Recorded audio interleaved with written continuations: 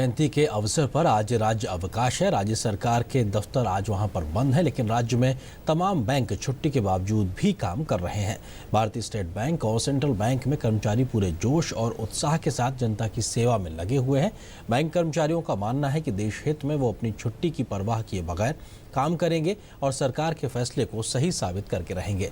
बेंगलुरु में state bank of Mysore की एक शाखा का जायजा लिया हमारी संवाददाता आयशा खानम ने। पूरे देश की तरह बैंगलोर के लोग भी क्यू में खड़े होकर बड़े सब्र के साथ अपना पैसा एक्सचेंज कर रहे हैं और पैसा डिपॉजिट करने की कोशिश भी कर रहे हैं।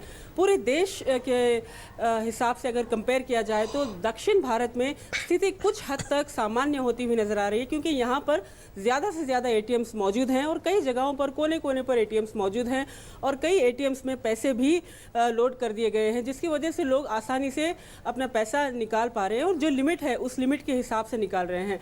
ख़ास बात यह है, आज कर्नाटक में कनक जयंती है और इस मौके पर आज यहाँ पर स्टेट हॉलिडे है, लेकिन इसके बावजूद बैंक स्टाफ आज पूरी तादाद में काम कर रहा है। All the staff members, they are struggling day and night to see that no customer is left unserved.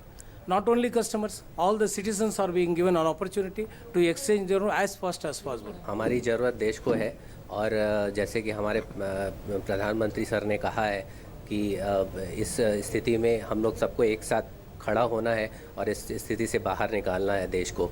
देश जिस स्थिति से गुजर रहा है उससे निकलने के लिए हम लोग को ये मेहनत करनी पड़ेगी। Crowds is not coming down, but we are managing it with proper planning.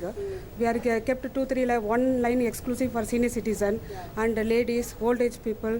Then some customers, our own customers, we have made separate queue and for exchange separate queue, so that there will not be any commotion outside, and we do it in a faster manner. It is a teamwork. All are doing it continuously. We are doing for last 12 days, and this is for the country, forwarding by black money. Bangalore में कुछ हद तक लोगों में जो दहशत थी, जो घबराहट थी, वो कम होती जा रही है, लेकिन बैंक्स इसको अच्छी तरह से मैनेज करने की पूरी कोशिश कर रहे हैं।